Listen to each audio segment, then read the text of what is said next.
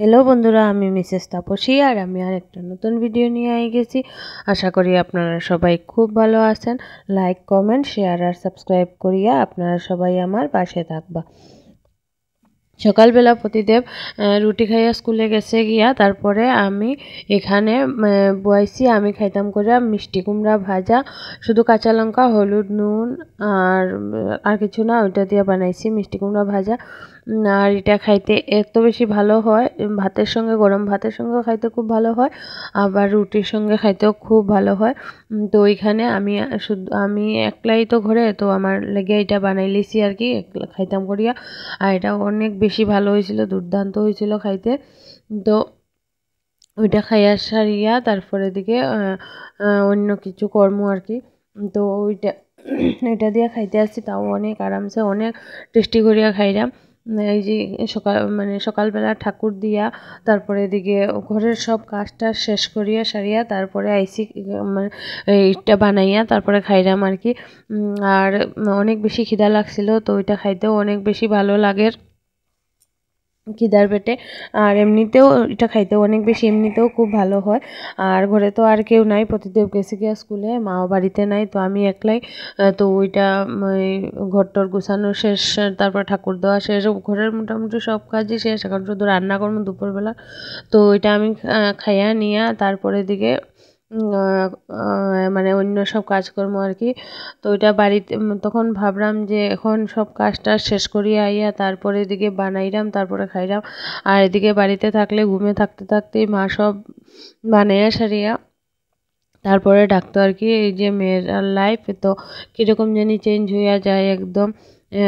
মেয়ে যখন মেয়ে থাকে তখন মায়েরা সব কিছু করিয়া দেয়, আর বউ হওয়ার পর এত দায়িত্ব থাকে যে সব দায়িত্ব শেষ করিয়া সারিয়া তারপরে নিজের খাওয়া দাওয়ার চিন্তা। আমার বিয়ের আগে তো আমি কোনোদিনও ভাবছি না যে আমিও মানে এরকম সব কিছু কইরা সইরা তারপরে দিকে মানে খাইমু আর কি। আগে ভাবতাম যে খিদা লাগলেই মানে বাবার বাড়িতে যেরকম পাই এরকম মনে হয় খুব তাড়াতাড়ি খাইয়া লাইমু। কিন্তু এটা এখন নিজের উপরে পড়ায় এটা আর হয় না আর কি, করিয়া উঠতে পারি না সব সময়। তো এখানে খাইরাম। আর এদিকে ডাইলটা বসাইয়া দিছি, খাইতে খাইতে ভাবলাম ডাইলটা সিদ্ধ হয়ে যাব, তারপর খাওয়াটাও শেষ করিয়া এখানে কালকে গেছিলাম বাজারে। তো লাই পাতা নিয়ে আইছি, আজকে বানাইমু আমি লাই পাতার শাক। আলু ভাজিয়া, যদিও সবাই বেগুন ভাজিয়া লাই পাতার শাকটা খায়, কিন্তু আমি এখানে আলু ভাজিয়া বানাইমু। কেন না আমি তো লাই পাতা মানে লাই পাতা খাইতে ভালো লাগে, কিন্তু আমি তো বেগুন খাই না, এটার লাগে আর কি আমি আলু ভাজিয়া বানাইমু। আর এখানে লাই পাতার মধ্যে এত মাটি, যদি আমি মানে মাটিগুলো বাড়িতে ফেলাই তো মনে হয় অনেকটা মাটি বাড়ি ভরি যাব আর কি, এত বেশি মাটি। তারপর খুব ভালো মতো ধুইয়া লিয়েছিলাম।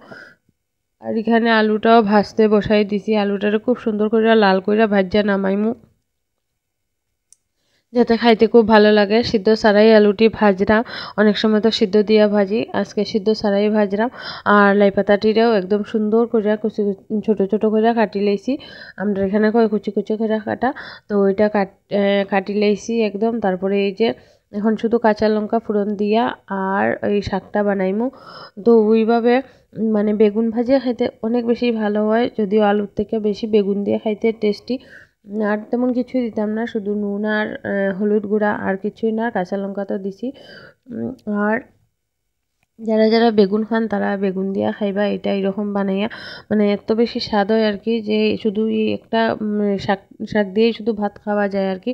গরম গরম ভাত, আর ভাতের সঙ্গে অল্প ঘি মাখাইলে ভালো লাগে খুব, না মাখাইলেও চলে, কিন্তু খাইতে খুব দুর্দান্ত হয়। কিন্তু একটু মানে একটু সময় নিয়ে রান্না করতে লাগে আর কি। এই যেমন দেওয়ার পরে যতক্ষণ জল বাইরে না ততক্ষণ এটা নাড়াচাড়া করিয়া জল বাইরনির পরে তারপর অল্প একটু গরম জল দিয়া তারপরে ঢাকিয়া দিয়া সুন্দর করে রান্না করতে লাগে। তো এটা খাইতে অনেক বেশি স্বাদ হয়, কে কে খান একবার কইবা। আর আমি এখানে আজকে বানাইলাম, যদিও সেদিন মামার বাড়িতে গেছিলাম তখন বানাইছিলাম, তো ওইটার মধ্যে বেগুন দিয়েছিলাম দেখে আমি খাইছি না, তো ওইটার লুপটা আমার রয়ে গেছিলো। এটার লেগে বাড়িতে আইয়া তারপরে দিকে শাক আনছি, আনিয়া এখন আমি আলু দিয়ে আর মানে আলু ভাজিয়া বানাইলাম আর কি। আমার তো খাওয়ার ইচ্ছা ছিল এটার লেগে।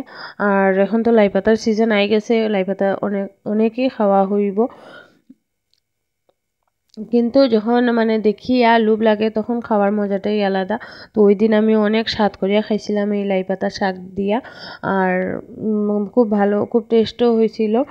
আর দেখতে দেখুন কত সুন্দর হয়েছে, খাইতেও খুব ততটাই ভালো হয়েছিল। তো ওইটার পরে আমি সব রান্না কমপ্লিট করে লইছিলাম। এই যে ভাত করছি, আর এই যে সকালবেলার মিষ্টি কুমড়ার ভাজাটা অল্প রইছিল, আর শাক আর বড়া অবশ্য পরে করছিলাম। আর এই যে ডাল, ক্যাপসিকামের বড়া আর বেগুন বড়া করছিলাম। প্রতিদিনের লাগে বেগুন বড়া, আমার লাগে ক্যাপসিকামের বড়া, আর কিছুই না।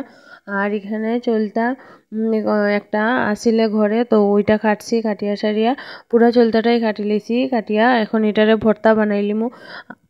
ওইটা ভাবছি আর কি সব বাচ্চাদেরকেও দিলাইমু আর আমিও খাইলিমু। ওইটার লেগে পুরাটাই করে লইছি। আর এই চলতা কাটতে গিয়ে আমার হাতের কি অবস্থা, নখ টুক একদম কালো হয়ে গেছে, মানে এত বাজে লাগে দেখতে আর কি। 1-2 দিন পরে অবশ্য ঠিক হয়ে গেছিল। আর এই যে ভর্তাটা দেখতে যতটা বেশি সুন্দর হয়েছে, খাইতেও এতটা বেশি ভালো হয়েছিল, মানে খুব দুর্দান্ত স্বাদ হয়েছিল। আর সব বাচ্চারা অনেক খুশি হইয়া খাইছিল। ওইটা দেখে আমার হাতটা কালো হওয়ার ইয়েটাও গেছিল গিয়া। তারপরে তো ওই যে রাত্রেবেলা সব বাচ্চারা খেলতে আইছে, তারা খেলের, আর আমি এদিকে ভাত বসাই দিছি। আর এদিকে সুর্দি দিয়া দিছেন অল্প ট্যাংরা মাছের তরকারি। আর আমি এখানে বানাইলিরাম রুটি। আমি রাত্রেবেলা রুটি খাইমু আর একসাথে সকালের লাগেও বানাইলিরাম। তাইলে আর সকালবেলা বানাইতাম না, ইচ্ছা নাই। রাত্রে একবার বানাইতাম, আবার সকালবেলা বানাইতাম। তো একসাথেই বানাইলিরাম রুটি। আর তারপর খাইয়া টাইয়া ঘুমাই গেছিলাম। আর আজকের ভিডিওটা এখানেই শেষ করলাম। যদি ভালো লাগে তো একটা লাইক করে দিবা। আর আপনারা সবাই ভালো থাকবা। টাটা।